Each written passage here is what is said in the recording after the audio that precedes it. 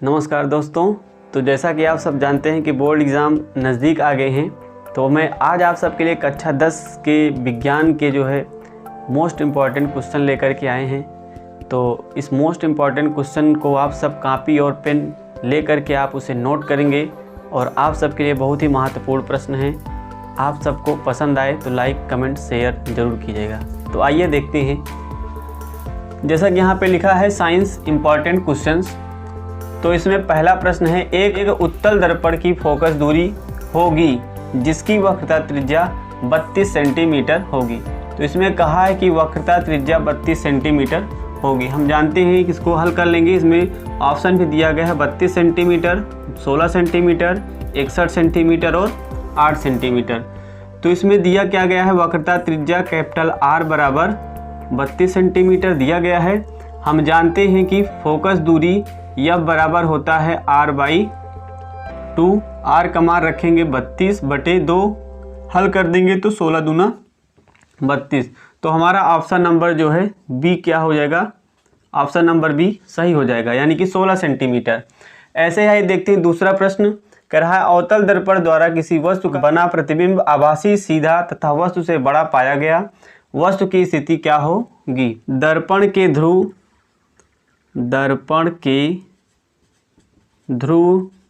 और दर्पण के ध्रुव को हम किससे रिप्रेजेंट करते हैं, P से। दर्पण के ध्रुव P तथा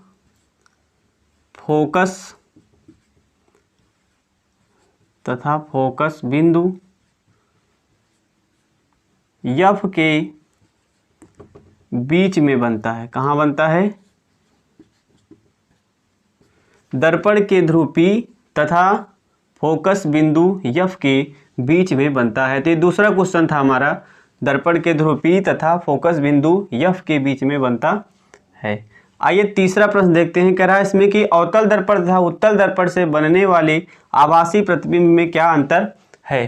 तो इसमें हो जाएगा, तो इसका उत्तर हो जाएगा आपका उत्तर नंबर तीसरे का। तो जैसा कि तीसरा प्रश्न आपको दिखाई दे रहा है अवतल दर्पण उत्तल दर्पण से बनने वाले आभासी प्रतिबिंब में क्या अंतर। तो इसका उत्तर हो जाएगा अवतल दर्पण से बनने वाला आभासी प्रतिबिंब, अवतल दर्पण से बनने वाला आभासी प्रतिबिंब सीधा तथा वस्तु से बड़ा, अवतल दर्पण से बनने वाला आभासी प्रतिबिंब सीधा तथा वस्तु से बड़ा तथा उत्तल दर्पण से बनने वाला आभासी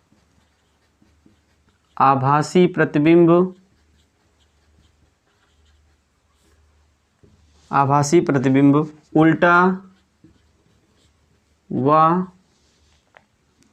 उल्टा व वस्तु से छोटा बनेगा।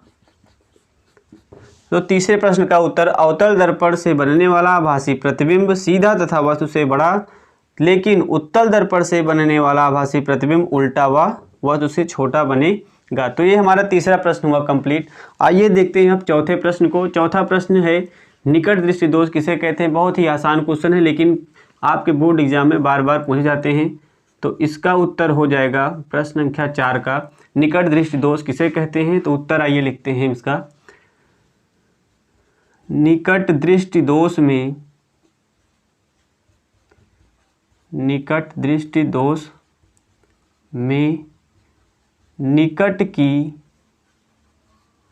वस्तुएं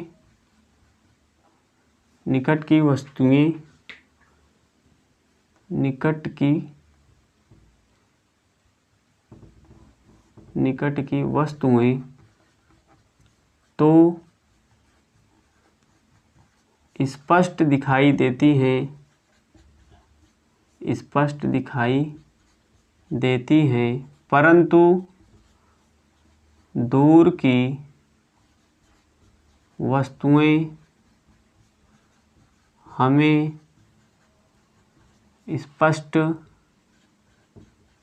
दिखाई नहीं देती हैं। अर्थात नेत्र का दूर बिंदु अनंत पर ना होकर कुछ पास आ जाता है। तो निकट दृष्टि दोष से पीड़ित व्यक्ति को निकट की वस्तुएं तो स्पष्ट रूप से देख पाता है, परंतु दूर की वस्तुओं को स्पष्ट नहीं देख पाता है। अर्थात नेत्र का जो दूर बिंदु होता है वो अनंत पर ना होकर के कुछ पास आ जाता है। तो आइए पांचवें प्रश्न को देखते हैं। दूर दृष्टि दोष क्या है तथा इसे दूर करने के लिए किस प्रकृति के लेंस का प्रयोग किया जाता है। तो आइए इसके उत्तर को हम जानते हैं। तो इसका उत्तर हो जाएगा दूर दृष्टि दोष से पीड़ित व्यक्ति को दूर की वस्तुएं तो स्पष्ट दिखाई देती हैं,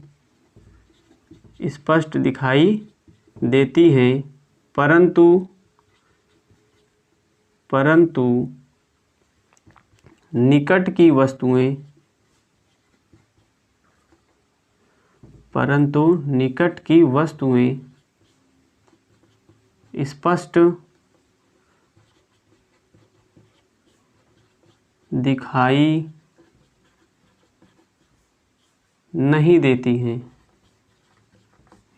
दिखाई नहीं देती हैं। तो दूर दृष्टि दोष क्या है? दूर दृष्टि दोष से पीड़ित व्यक्ति को दूर की वस्तुएं तो स्पष्ट दिखाई देती हैं, लेकिन निकट की वस्तुएं स्पष्ट रूप से नहीं दिखाई देती हैं।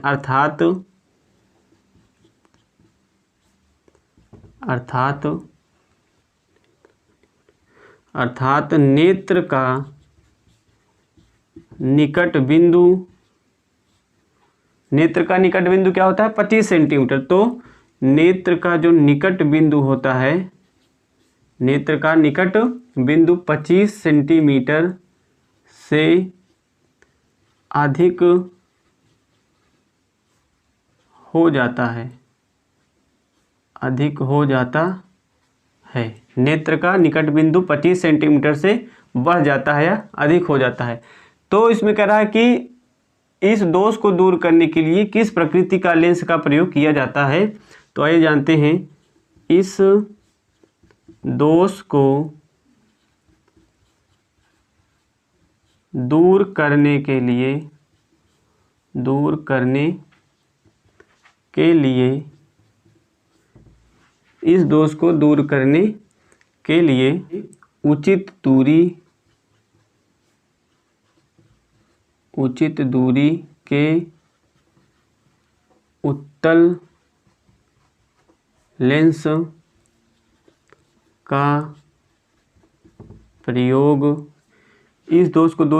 उचित दूरी के उत्तल लेंस का प्रयोग करना चाहिए या किया जाता है।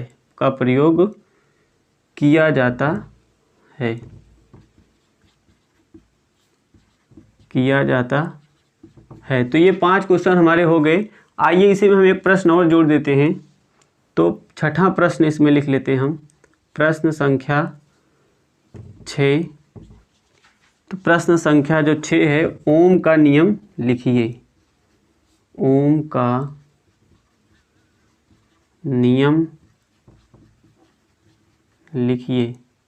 ये भी इम्पॉर्टेंट क्वेश्चन ही है, ओम का नियम।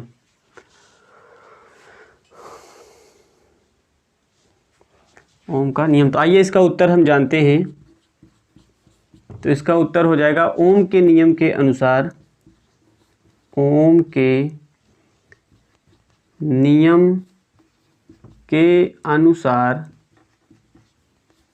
ओम के नियम के अनुसार यदि किसी चालक की भौतिक अवस्थाएं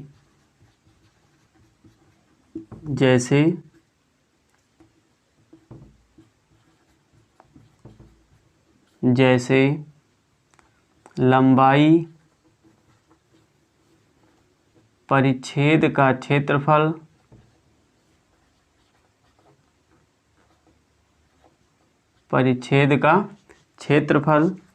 चालक का पदार्थ तथा ताप।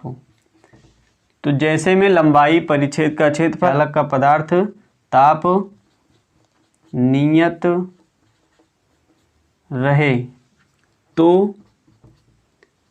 रहे तो चालक में बहने वाली धारा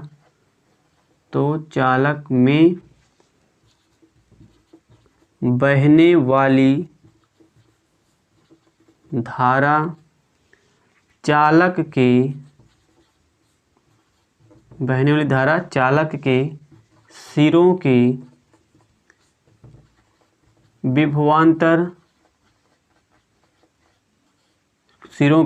विभवांतर के अनुक्रमानुपाती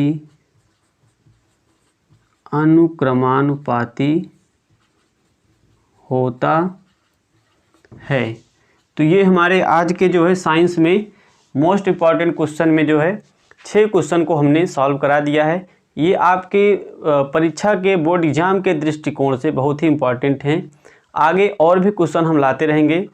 तो ये 6 क्वेश्चन जो हैं आज हमने करा दिया आप सबके लिए।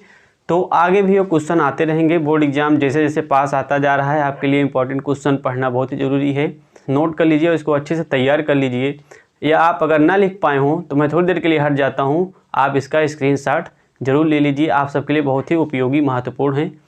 आपको ये वीडियो अगर अच्छा लगा हो, आपके लिए उपयोगी, महत्वपूर्ण लगा हो, तो इसको लाइक, शेयर तथा सब्सक्राइब हमारे चैनल को जरूर कर दीजिए और बेल आइकन घंटी को प्रेस कर दीजिए ताकि आगे आने वाली हमारी वीडियो को आप सबके मोबाइल में नोटिफिकेशन पहुंच जाए। और आप सबको वीडियो देखने के लिए धन्यवाद।